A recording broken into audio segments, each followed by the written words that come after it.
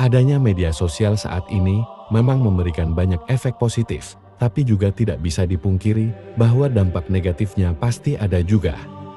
Salah satunya adalah fenomena flexing yang menjadi tren di media sosial akhir-akhir ini.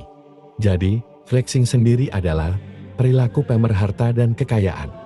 Tapi, semenjak media sosial mulai ada, banyak orang-orang di luar sana yang menganggap bahwa tren flexing adalah fenomena umum yang dilakukan di media sosial.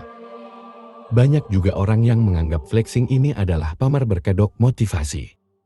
Tapi, sebelum saya lanjut pembahasannya, saya sarankan kalian subscribe dulu channel saya, supaya kalian tidak ketinggalan materi yang akan saya sampaikan di video selanjutnya.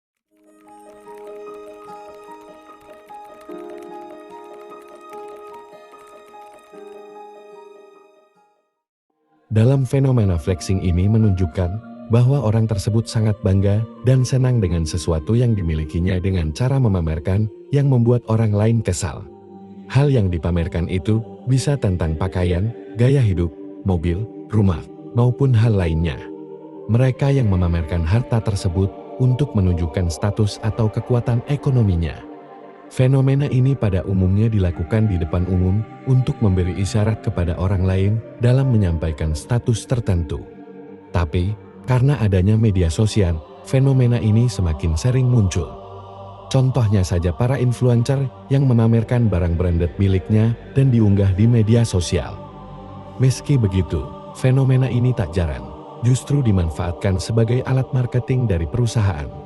Namun, ada juga pandangan lain yang mengatakan kalau flexing banyak digunakan untuk memamerkan kekayaan yang sebenarnya tidak dimiliki. Mereka menganggap perilaku flexing adalah kepalsuan dan memaksakan dirinya supaya diterima oleh pergaulan atau circle pertemanannya. Sebab, orang kaya yang sungguhan biasanya tidak ingin menjadi pusat perhatian orang-orang.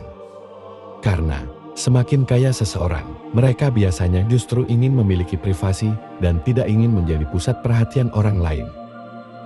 Sedangkan kini, justru marketinglah yang banyak menggunakan cara flexing ini untuk membuat para kliennya percaya. Tapi yang harus kamu ingat di sini adalah penyebabnya. Penyebab yang pertama di sini adalah tekanan sosial. Tekanan sosial di lingkungan masyarakat tertentu juga bisa menjadi penyebab tindakan flexing ini.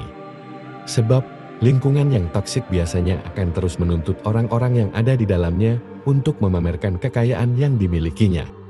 Selanjutnya, penyebab yang kedua adalah masalah pribadi. Selain itu, masalah kepribadian tertentu juga bisa menjadi penyebab perilaku flexing. Ada beberapa masalah kepribadian seseorang yang membuat seseorang menginginkan pengakuan dari orang lain bahwa dirinya yang paling hebat dan lain sebagainya. Selanjutnya, penyebab yang ketiga adalah perasaan insecure. Saat dirinya kurang dihargai orang lain dan tidak dianggap penting oleh orang lain, maka rasa insecure pun bisa menghampirinya. Nah, cara untuk menyingkirkan perasaan tersebut salah satunya dengan melakukan tindakan flexing atau pamer. Mereka ingin menunjukkan kepada semua orang bahwa dirinya berhak untuk diakui dan dihargai. Selanjutnya, penyebab yang terakhir adalah hanya mencari perhatian. Perhatian yang ingin mereka dapatkan bisa jadi ke orang-orang tertentu maupun perhatian publik secara menyeluruh. Maka dari itu, mereka melakukan apa saja untuk membuat dirinya menjadi perhatian orang lain, salah satunya dengan flexing memamerkan kepunyaannya. Beberapa penyebabnya mungkin ada yang berdampak positif, tapi kamu harus tahu bahwa ada akibatnya dari flexing sendiri. Di antara lain adalah sulit mendapatkan teman. Perilaku flexing seringkali membuat orang lain tidak nyaman. Sebab, banyak orang yang cenderung ingin berteman dengan orang yang selevel dengannya saja, alih-alih berteman dengan orang yang berpenampilan dan berperilaku seolah-olah ia lebih berada. Akhirnya, orang yang flexing pun akan sulit mendapatkan teman, karena banyak yang tidak nyaman kepada mereka.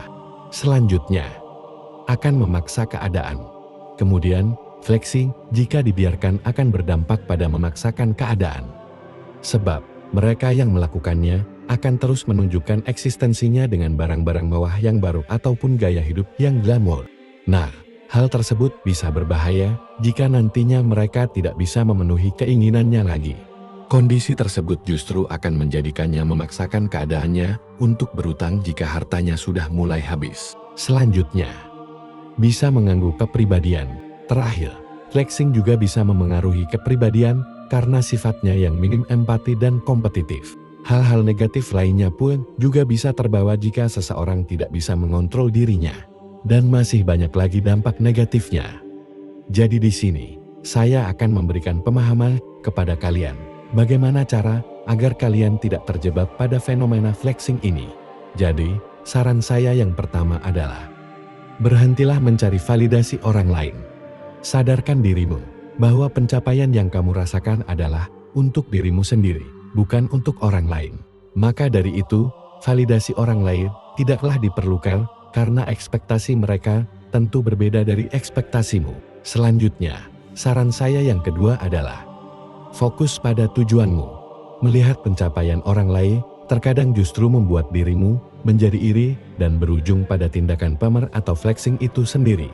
Padahal, jika kamu berfokus pada tujuan dan menghilangkan pikiran dari tindakan flexing orang lain, maka kerja kerasmu akan terbayar dengan sendirinya. Selanjutnya, saran saya yang ketiga adalah kamu harus berpikir kritis. Selain itu, berpikir kritis belum bertindak juga bisa menghindarkan kita dari perilaku flexing. Sebelum melakukan sesuatu, pikirkan apakah perilaku tersebut bisa memberikan dampak negatif bagi orang lain atau tidak. Selanjutnya, saran saya yang terakhir adalah membatasi penggunaan media sosial. Media sosial menjadi salah satu tempat yang sering digunakan untuk membandingkan pencapaian, harta, dan kekayaan orang lain. Maka dari itu, supaya kamu tidak turut akan terkena arus perilaku semacam flexing, membatasi penggunaan media sosial menjadi salah satu cara yang tepat untuk terhindar dari fenomena flexing ini. Dengan mengetahui pengertian serta dampaknya, saya harap fenomena ini bisa berkurang dan tidak menimbulkan dampak negatif yang lainnya kepada kalian. Jadi, itu dulu materi yang bisa saya sampaikan. Semoga bisa menambah wawasan kalian. Terima kasih sudah menonton. Sampai jumpa di video selanjutnya.